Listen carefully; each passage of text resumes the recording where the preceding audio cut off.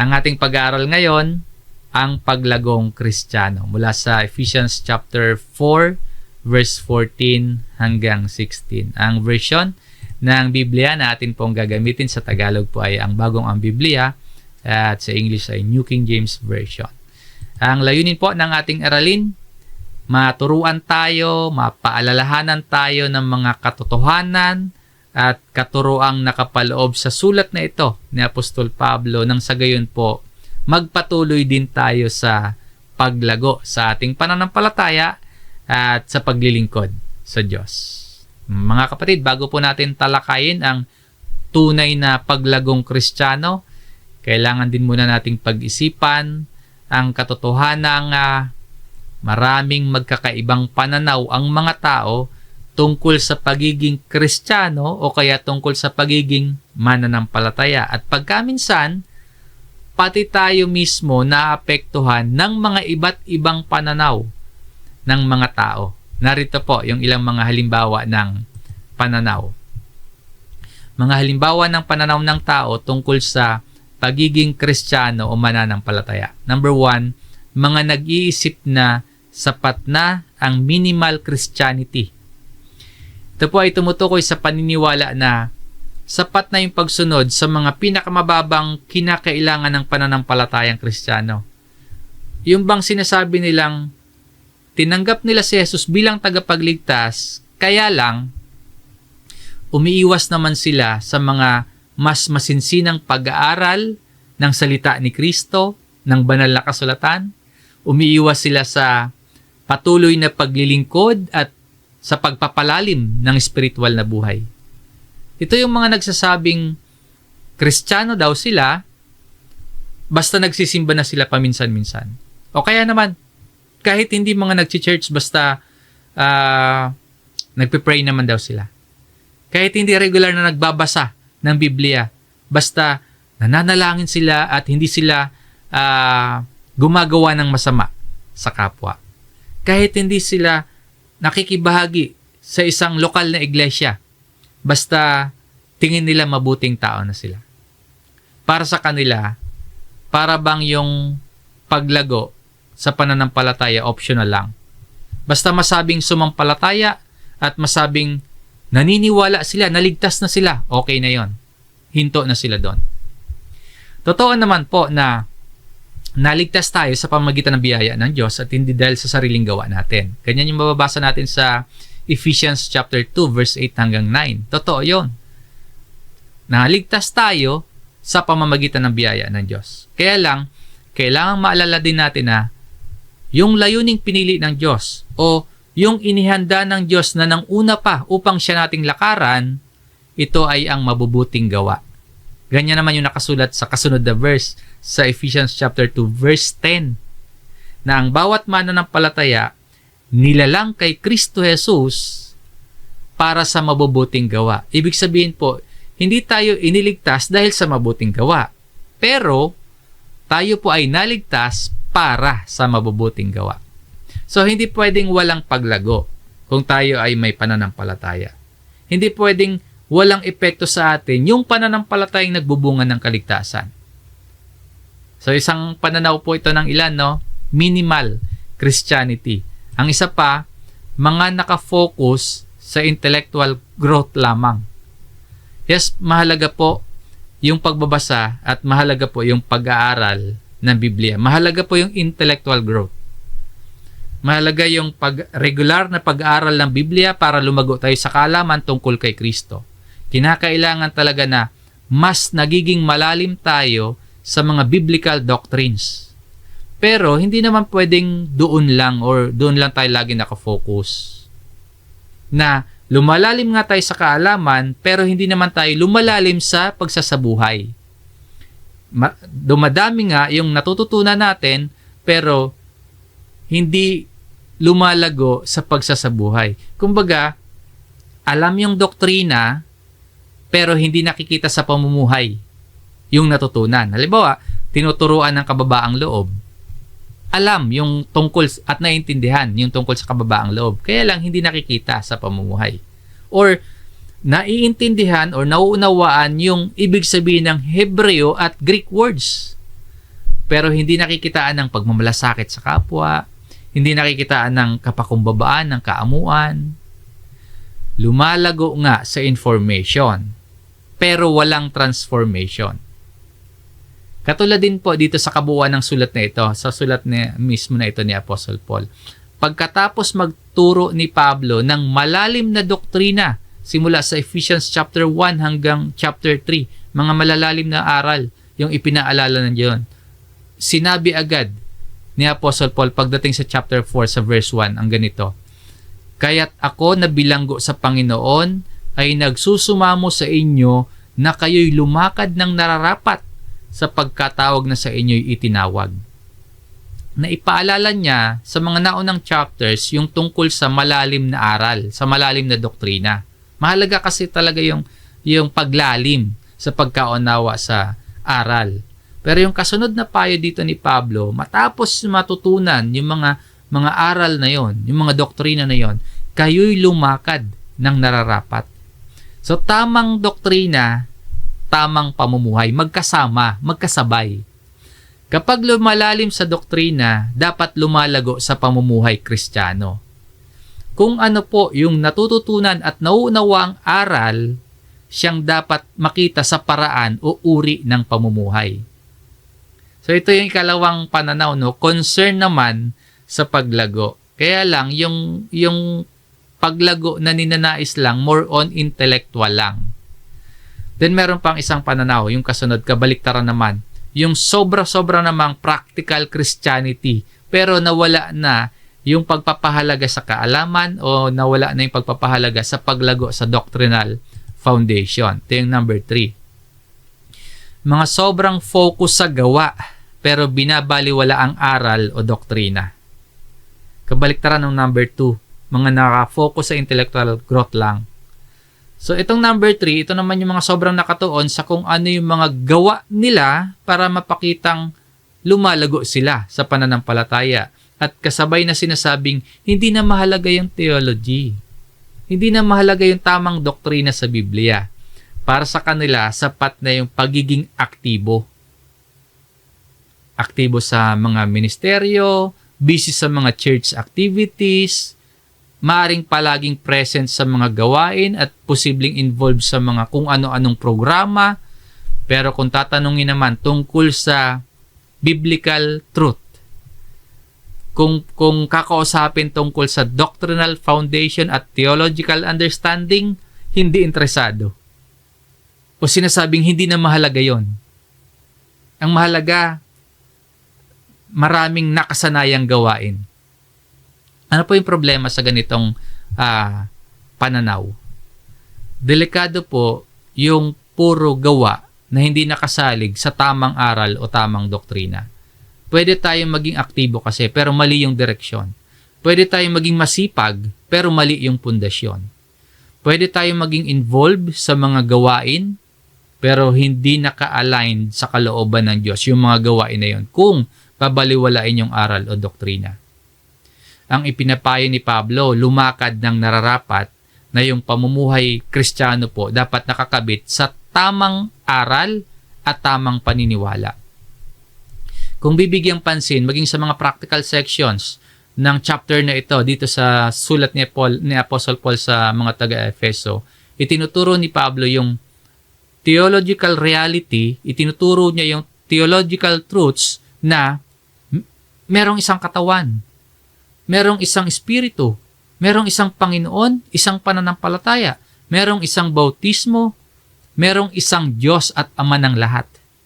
Ibig sabihin, hindi talaga pwedeng paghiwalayin yung tamang paniniwala at yung tamang pamumuhay. Na hindi po uusbong yung tunay na pamumuhay Kristiyano kung walang tamang paniniwala na nakasalig sa Biblia. Kaya po hindi pwedeng baliwalain yung aral o tamang doktrina mula sa Biblia. Muli, tamang pamumuhay, tamang aral, hindi hiwalay. Laging magkasama yon. Pareho yon na mahalaga. May gawa, may karunungan.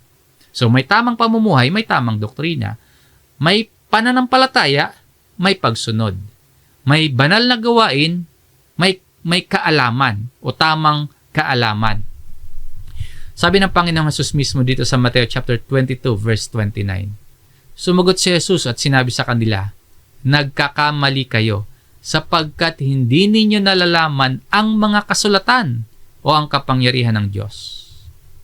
You are mistaken, sabi ng Panginoong Jesus, not knowing the scriptures nor the power of God. Kaya po ang nagsasabing isa siyang mananampalataya o kaya isa siyang Kristiyano pero tumatayo lamang sa gawa at hindi nalalaman ang mga kasulatan. Wala sa aral ng katotohanan, napakadelikado pong kalagayan. Pwede siya maging masigasig, pero hindi siya matatag. Pwede siya maging aktibo sa mga gawain, pero hindi tunay na lumalago. So, ito po yung mga iba't ibang pananaw, no? Mga halimbawa ng pananaw ng tao tungkol sa pagiging Kristiyano o mananampalataya. At masasabi natin ang mga ito kulang o kaya maling pananaw tungkol sa pagiging isang mananampalataya. Kaya po kailangan natin ang paglago bilang Kristiyano. Dahil ang paglago hindi yan optional. Kapag tayo mayroong faith, kapag tayo mayroong pananampalataya, dapat pinapalago yan. Ang paglago po hindi extra, kundi yan ay mahalaga sa buhay pananampalataya. Sa unang puntong ating tatalakayin, ano ang mangyayari kung ang isang mananampalataya ay hindi lumago? Sisimulan po natin yung ating pag-aaral sa verse 14. Natalakay na po natin ang talatang ito sa naging nakaraan pa na yung huling lesson natin sa sulat ni Pablo dito sa mga taga-Efeso. May pamagat na ang biyaya, kaloob at pagtibay ng katawan. Pag-aralan ulit natin. Ito yung unang punto, ang kahihinatnan ng hindi paglago. Ano yung mangyayari kung hindi tayo lalago? Mga kapatid, kailangan po nating makita na isang mapanganib na kalagayan. Isang malaking panganib sa buhay pananampalataya ang kawalan ng paglago. Ang isang mananampalatayang hindi lumalago, parang isang puno yan na nakatayo pero hindi nag-uugat ng malalim. Madaling mabunot.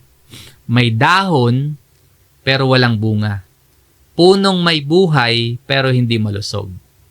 Sa verse 14, malinaw na inilalarawan po ni Apostle Paul yung kahihinatnan ng isang mananampalataya o kaya ng isang Kristiyano na hindi lumalago, hindi sumusulong sa spiritual na pag-unawa.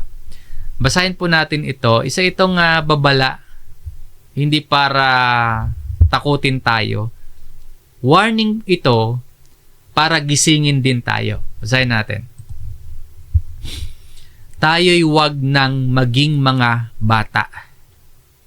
Kung walang paglago, ito kasi yung kahinatnan, nananatiling mga bata. Ang sinasabi dito, tayo'y wag nang maging mga bata.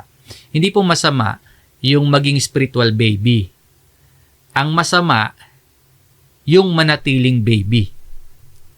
Ang sanggol po o yung bata, umaasa lang yan sa nakatatanda. Hindi siya marunong mag-discern. Madali pa siyang umiyak, madali pa siyang madapa. Ganyan ang isang bata. At alalahanin din po natin yung pagiging bata, hindi lang ito tumutukoy sa mga bagong mananampalataya pa lamang. Ang pagiging bata, tumutukoy din ito sa isang kondisyon ng pagtigil sa pag-unlad kahit na matagal ng Kristiyano o matagal ng mananampalataya. Kaya ang hindi lumalagong mananampalataya, immature, bata Nakadepende lagi. Madaling bumagsak. Basahin natin itong Hebreo chapter 5 verse 13. Sapagkat bawat tumatanggap ng gatas ay walang alam sa salita ng katwiran. Palibhas ay isa siyang sanggol. So kapag hindi tayo lumalago, nakokontento tayo sa simpleng kaalaman. Hindi na tayo naghahangad ng malalim na katotohanan. Kadalasan kapag hindi tayo lumalago, nagiging emotional na lang tayo. Yun na lang basihan. Hindi matatag. Maaring reactive pero hindi nakasalig sa salita ng katwiran.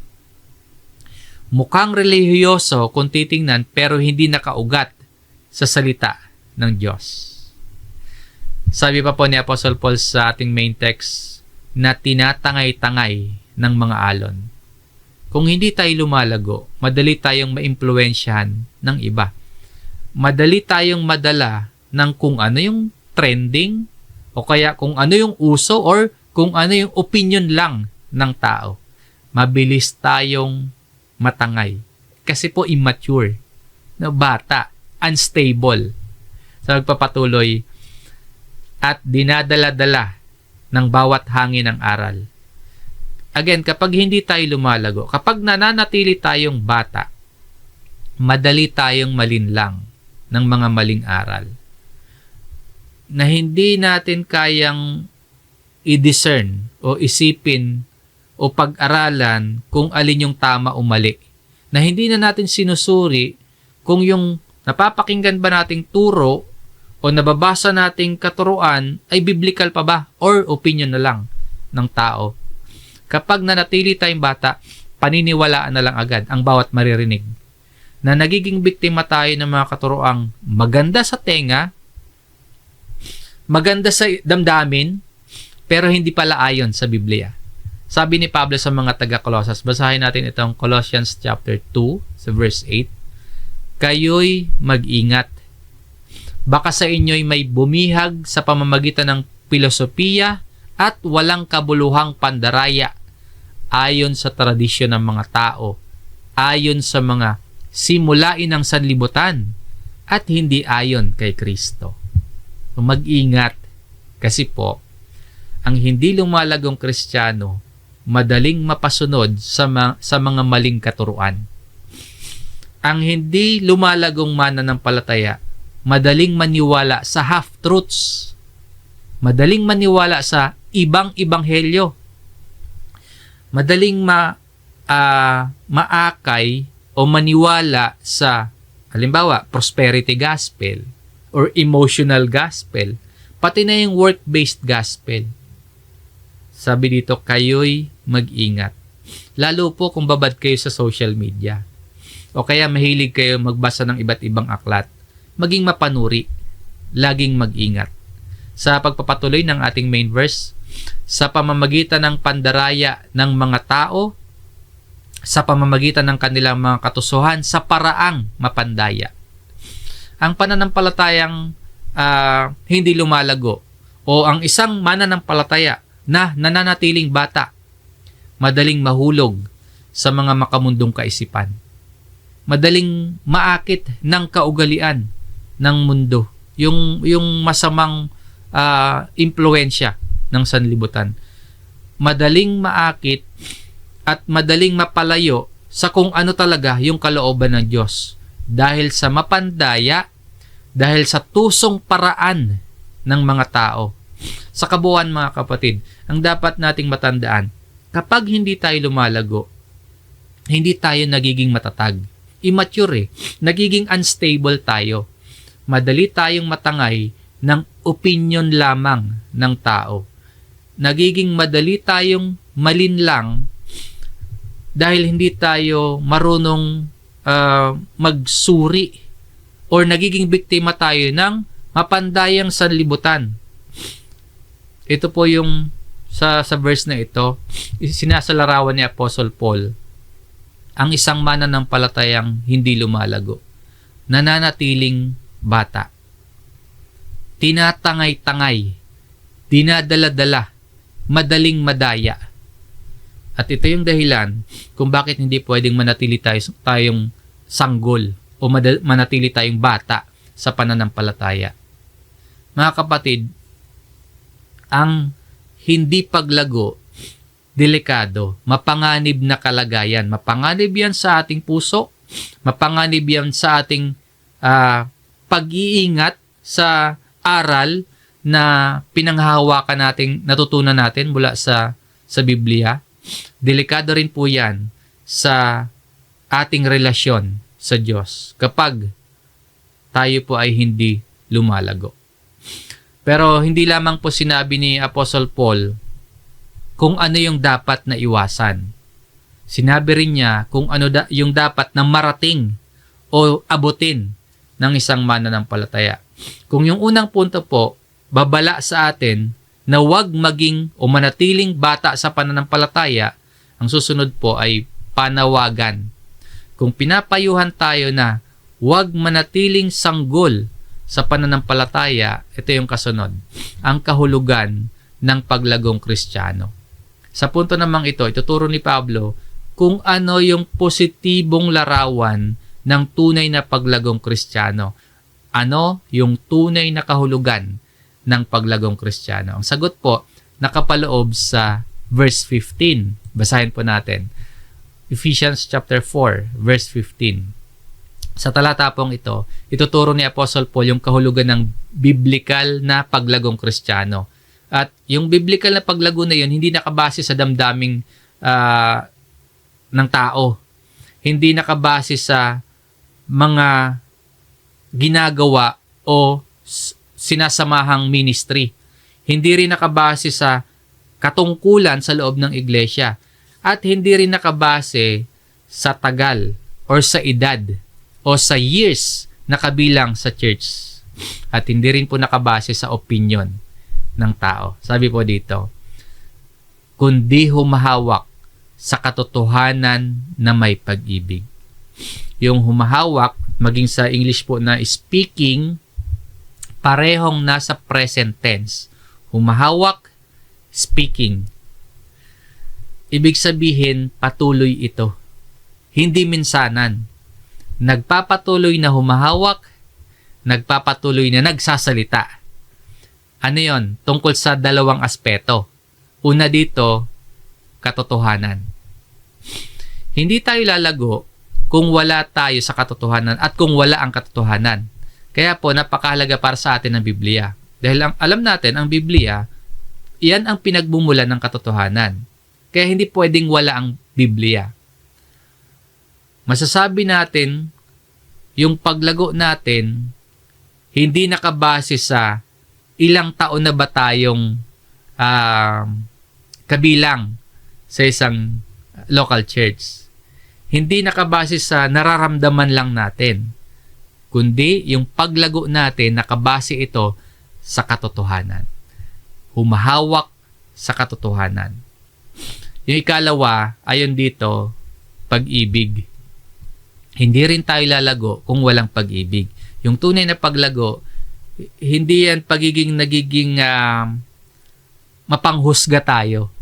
O kaya nagiging matigas yung puso natin na para bang righteous tayo lagi. Ang katotohanang ipinapahayag at isinasabuhay ng lumalagong mananampalataya, may pag-ibig. Ang dalawang yan, yung katotohanan at pag-ibig, dapat balanse. Dapat magkasama. Hindi pwedeng katotohanan lang kasi baka hindi tayo maging makatao. Baka yung kung puro na lang katotohanan at walang pag-ibig, baka kawalang awa. At hindi rin po puro pag-ibig na lang din. Baka imbis na makapag-akay tayo makapagkonsinte. Na imbis na makapag-tuwid, makapagkonsinte naman tayo kung puro pag-ibig na lang at walang katotohanan. So yung tunay na paglago, katotohanang may pagmamahal. At yung pagmamahal, nakaugat sa katotohanan. Kaya po, yung tunay na kahulugan ng paglago sa pananampalataya, katotohanang may pag-ibig at pag-ibig na nakaugat sa katotohanan. Sa kasunod na parirala, lumago tayong lahat sa Kanya. Grow up in all things. Ibig sabihin po, yung paglago sa bawat bahagi yon, sa lahat ng bahagi, hindi lang sa iilan, hindi lang sa piling bahagi. Maaring tumutukoy ito sa kabuuan. Lumago tayong lahat. Lumago sa pananampalataya, paglago sa pag-ibig, tumutukoy sa kabuuan. Paglago sa pagsunod, paglago sa kaalaman, paglago sa pagpapakumbaba, paglago sa pag-unawa sa katotohanan, yung paglago sa pagmamalasakit sa kapatiran, kasama din po yung paglago sa pagiging katulad ni Kristo. Kaya, grow up in all things into Him. Ibig sabihin, hindi lang sa isang bahagi, hindi lang sa iilang parte ng ating buhay, kundi sa kabuuan natin. Yung kabuuan dapat lumalago lahat. Buong buhay naapektuhan ng ating pananampalataya. Yung puso natin, yung isip natin, yung ugali natin naapektuhan ng pagkatamo natin ng pananampalataya. Maging yung relasyon natin sa ating kapwa at yung mga desires natin, yung mga pangarap natin, yung mga pagnanais natin sa buhay, naapektuhan ng ating pananampalataya. Sa pagpapatuloy ni Pablo at pagbibigay diin pa niya sa pinaka-essence ng tunay na paglagong Kristiyano, sabi po dito, na siyang ulo sa makatuwid ay si Kristo. Yung paglago nakasentro hindi sa sarili, hindi sa tao, hindi rin sa mga programa at gawain sa church, kundi paglago na nakasentro kay Kristo. Hindi disconnected kay Kristo. Dapat nakadugtong, dapat nakakabit, dapat nakaugnay.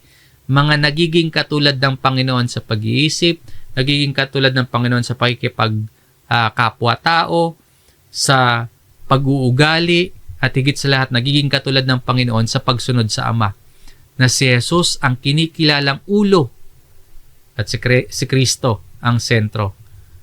Sa lahat ng mga ginagawa sa buhay at gawaing paglilingkod sa loob ng iglesia, si Kristo ang sentro. Nagpapasakop kay Kristo bilang siya ang ulo at tayo ang katawan.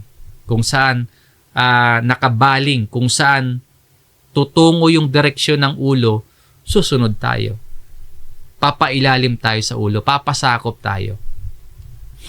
Ang tunay na paglagong Kristiyano, pagsasabi po at pagsasabuhay ng katotohanan na may pag-ibig. Paglago sa lahat ng aspeto ng buhay Kristiyano at pagiging mas katulad ni Kristo. At yung lahat ng ginagawa nakasentro kay Kristo. Yan po yung larawan o pakahulugan ng tunay na paglagong Kristiyano. So pagsusuriin ba natin yung ating mga sarili sa palagian nating pag-aaral ng salita ng Diyos, ng Biblia, ano na yung nagiging epekto nito sa ating buhay? Nagiging katulad ba tayo ni Jesus sa pagmamalasakit sa kapwa? Nagiging katulad ba tayo ni Jesus sa pagsunod sa Ama? Nakikitaan ba tayo ng mga katangian katulad ni Jesus ng pagtitiis, pagpapakumbaba, pagpapatawad? Si Kristo po ang pamantayan ng paglago, hindi tao, hindi yung tradisyon, hindi yung kultura. At ito nga po ang larawan ng isang tunay na lumalago sa pananampalataya.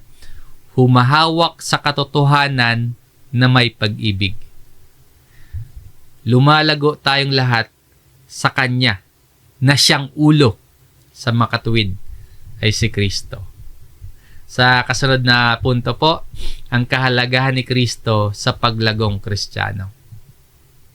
Kung nakikita po natin yung pangangailangan ng paglago, kailangan talagang may paglago kasi sadyang mapanganib yung pananatiling bata sa pananampalataya. Madali tayong matangay, madaya, madali tayong madala-dala ng mga maling aral. So, kailangan talaga yung paglago sa pananampalataya. At kung naunawaan natin yung kahulugan ng paglagong Kristiyano na ang pamantayan ay si Kristo, sa pagpapatuloy po, yung tunay na paglagong Kristiyano, nagsisimula, nagpapatuloy, at nagtatapos talaga ito kay Kristo. Ibig sabihin, ang Panginoong Hesus, ang pinagmumulan, ang tagapag-ugnay, at tagapagpalago ng buong iglesia. Ayon po ito sa sinasabi ni Pablo sa verse 16. Nasa Kanya. Sa Revised Tagalog Popular Version, ang pasimula ng talatang ito, yung from whom, sa pamamagitan niya. Hindi mula sa kung sino man. Hindi mula sa sa tao, kundi si Kristo, yung source ng buhay at source ng paglago. Si Kristo ang nagbibigay ng lakas. Si Kristo ang naghahayag ng karunungan at kaalaman ng Diyos nasa Kanya. Si Kristo ang nagbibigay ng kaluwalhatiang galing sa Ama. At si Kristo ang daan, si Kristo ang katotohanan at ang buhay. Walang buhay kung hindi tayo nakadugtong, kung hindi tayo nakakabit kay Kristo. Kung hindi tayo nakakabit, nakadugtong kay Jesus, walang pagbabago. Kung hindi tayo nakaugnay kay Jesus, walang paglago.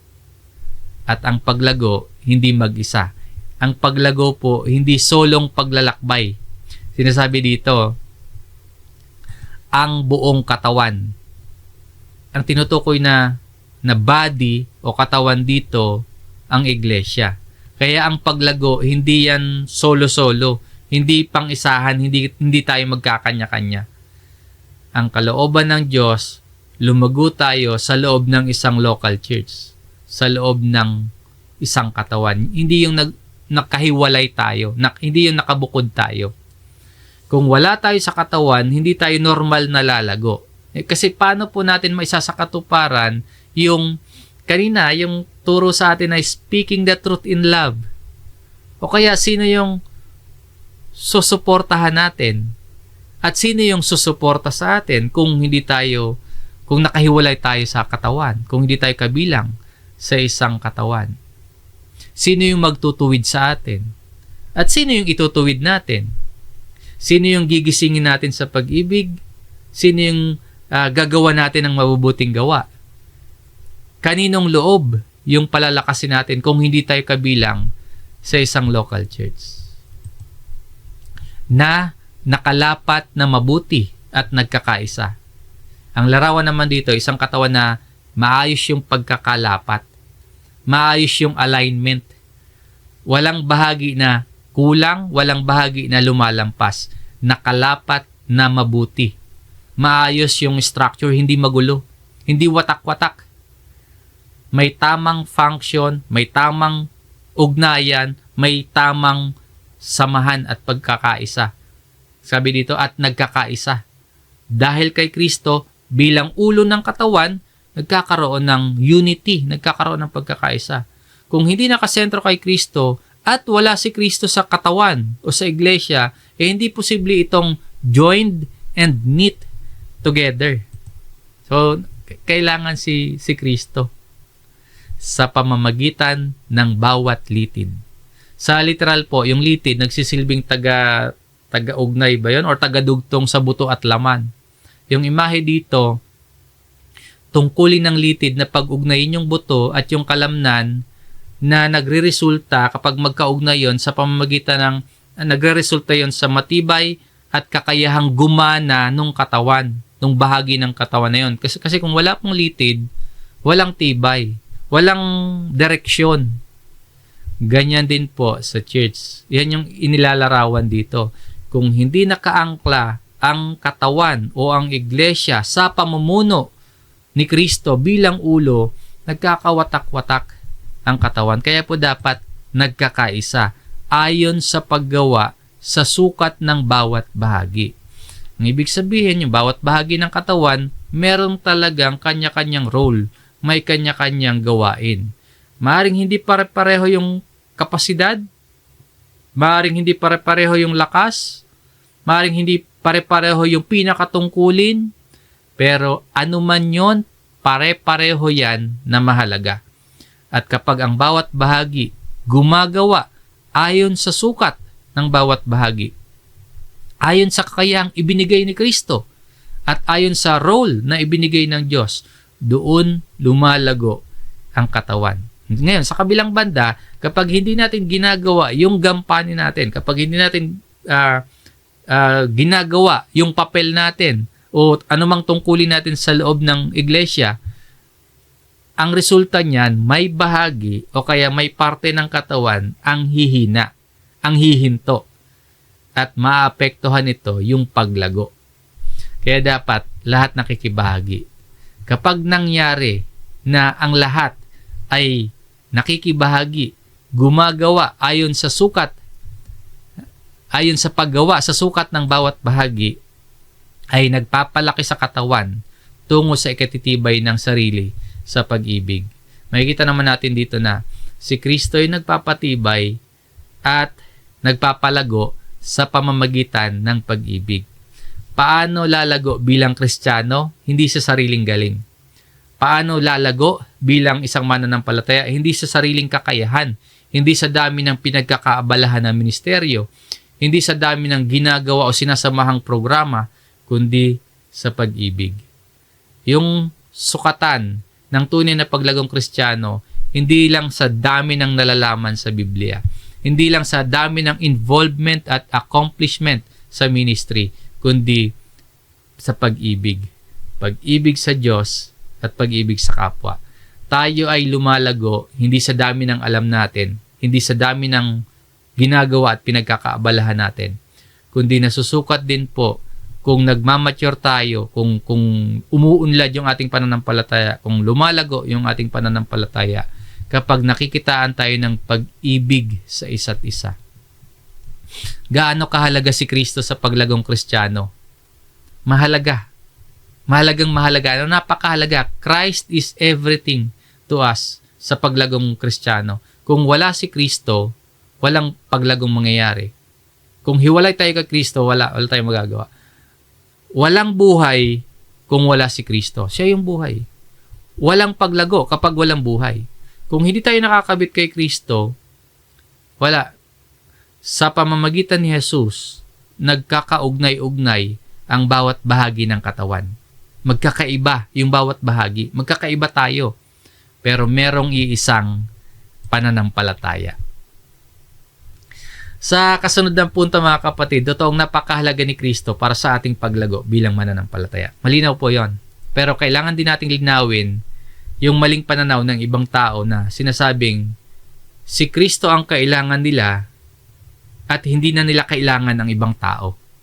Kumbaga, ina-isolate nila yung sarili nila sa iba kasi sinasabi nilang meron silang Kristo na hindi na nila kailangan ang church.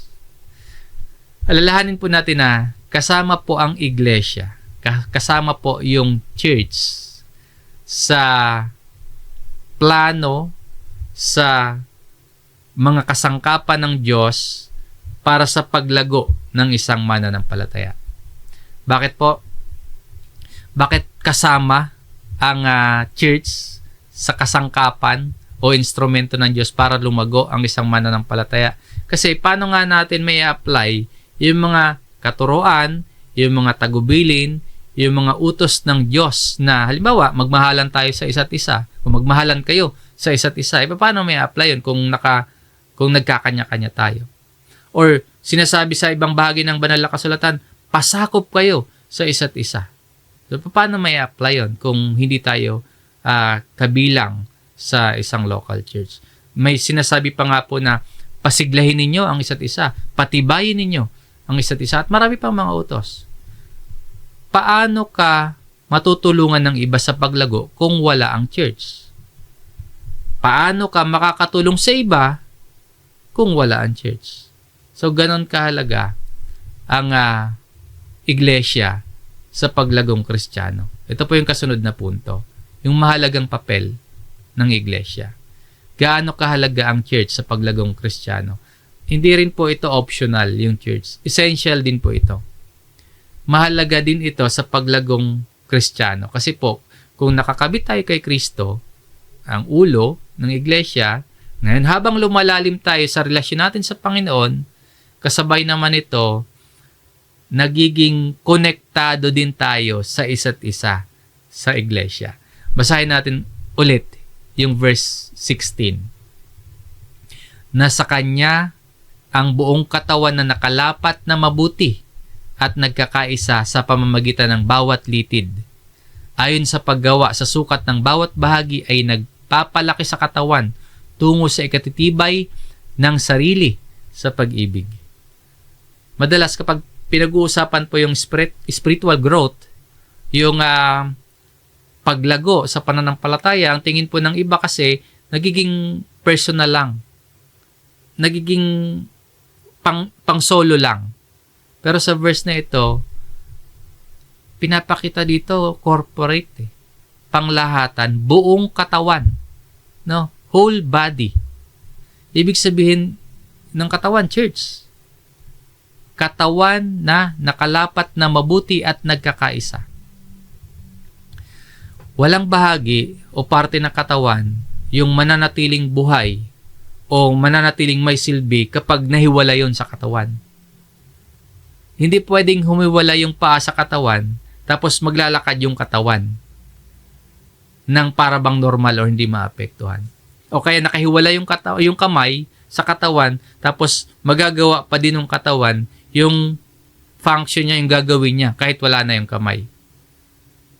Kaya po hindi rin pwede na ang isang Kristiyano lalago kahit nakahiwalay sa church. Ang itinalaga ng Diyos na normal at ordinaryong paraan sa paglago ng isang Kristiyano nakakabit, nakadugtong, nakaugnay o kabahagi sa iglesia, sa katawan. The whole body joined and knit together. So kung Kristiyano ka po, dapat aktibo kang miyembro ng isang church. At kung ang bawat miyembro ginagawa yung tungkulin, ano yung mangyayari sa katawan? Nagpapalaki sa katawan. Causes growth of the body. Kung maayos na gumaganap ng tungkulin ng bawat bahagi, ibig sabihin, yung mga tagapagturo, nagtuturo. Yung mga miyembro, naglilingkod. Ang mangyayari dyan, lumalago ang katawan. Ang bawat isa may ambag sa mabuting kalusugan ng katawan. Kaya po manatiling konektado sa katawan. Dumalo at makibahagi sa mga pagtitipon. Tumulong sa paglago ng ibang mga kapatid. Sa kalooban at kapahintulutan ng Diyos, magsanay sa discipleship. Patibayin at palakasin ang loob ng isa't isa, lalo na po sa mga nakakaranas ng mga pagsubok. Matapos nating pag-aralan yung mga puntong ito, mula sa mga kaisipan at paalalang ito, narito naman yung mga ilang practical na aplikasyon. Number 1, kung nais mong lumago, manatili ka kay Kristo. Yung paglago nagsisimula sa pagkakaroon ng ugnayan at relasyon kay Kristo. Hindi mo kayang lumago bilang mananampalataya kung hindi ka nakadugtong sa ulo. Bilang katawan, hindi ka lalago kung nakahiwalay ka sa head, sa ulo. Kalawa, kung nais mong lumago, manatili ka sa katawan sa iglesia. Ang katawan lumalago kapag kumpleto yung bahagi.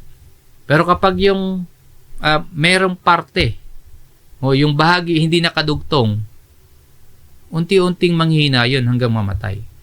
Ibig sabihin, walang Kristiyano na lumalago ng nag-iisa. Walang matured Christian na nakahiwalay sa local church. Kung hindi ka pa committed sa church, magpakatatag ka. Kung panay naman lumiliban ka, panay pa absent ka, manumbali ka na. Kung halimbawa may galit ka naman o may katampuhan, magpatawad ka na, makipagkasundo na. At kung lumalayo ka naman ngayon, bumalik ka na kaagad, kapatid. Panahon na para magpasakop tayong muli kay Kristo. Panahon na para manatili tayo at kumapit sa katawan. Panahon na para maglingkod. At panahon na po para gamitin ang anumang kaloob ng Diyos sa iyo. Dahil yung paglago, ibinibigay ng Diyos yan sa loob ng katawan. Number 3, kung nais mong lumago, gampanan yung papel sa iglesia. Sinabi ni Apostle Paul, ayon sa paggawa sa sukat ng bawat bahagi, yun sa verse 15 kanina. Ibig sabihin, may papel ka, may role ka, may mayambag ka, may kaloob ka, so may tungkulin ka. Ngayon, yung tanong, ang bawat isa na bahagi ng katawan, tumutulong ba tayo para lumakas yung katawan? O pabigat ako sa katawan? Kapag hindi gumaganap ang isang bahagi, yung buong katawan, maapektuhan. Maari pong marami yung nawawala kapag hindi mo ginagawa ang bahagi mo sa iglesia. So kung nais mong lumago, gampanan mo yung bahagi o papel mo sa iglesia. Bilang pagsusuri, lumalago ba tayo bilang katawan ni Kristo? Kasi hindi optional yung paglago. Hindi rin optional si Kristo at hindi optional ang church. Ang tunay na Kristiyanong pamumuhay, lumalago kay Kristo sa pamamagitan ni Kristo. Kasama ang katawan ni Kristo para maging katulad ni Kristo. Yan yung Christian life na lumalago. At inaasahan po na sa lahat ng mananampalataya dapat lumalago yan. Para tayong isang halaman. Nagsimula sa maliit na buto o binhi, tapos unti-unting lumalaki. Or parang isang bata, no? Mula sa isang maliit na sanggol hanggang lumaki, hanggang maging binata, hanggang mag-mature, hanggang tumanda. Ibig sabihin, merong growth. Ang isang Kristiyanong lumalago, hindi lamang pagpapala yan sa sarili, kundi pagpapala din po yan sa buong katawan. Mas lumalalim ba yung pagkakilala at pagtitiwala mo kay Kristo? At nagiging dahilan ka rin ba para lumalim ang pagkakilala at pagtitiwala ng iba kay Kristo? Mas lalo ba tayong nagiging katulad ni Kristo sa pagmamalasakit sa iba, sa pagpapatawad, sa pagpapakumbaba at pagsunod sa Ama? Hindi pwedeng wala tayong kaugnayan o connection kay Kristo dahil siya po yung ulo at tayo ang katawan. Si Jesus ang Panginoon. Tayo ay nakapailalim sa Kanya. Si Kristo yung ating hari. Kaya tayo dapat ay sumusunod at nagpapasakop sa Panginoon. Ang paglagong Kristiyano, humahawak sa katotohanan na may pag-ibig, lumalago tayong lahat sa Panginoon na siyang ulo sa makatuwid ay si Kristo. Maraming salamat sa inyong pakikinig mga kapatid. Hanggang dito po ang ating aralin. Tayo po ay muling manalangin.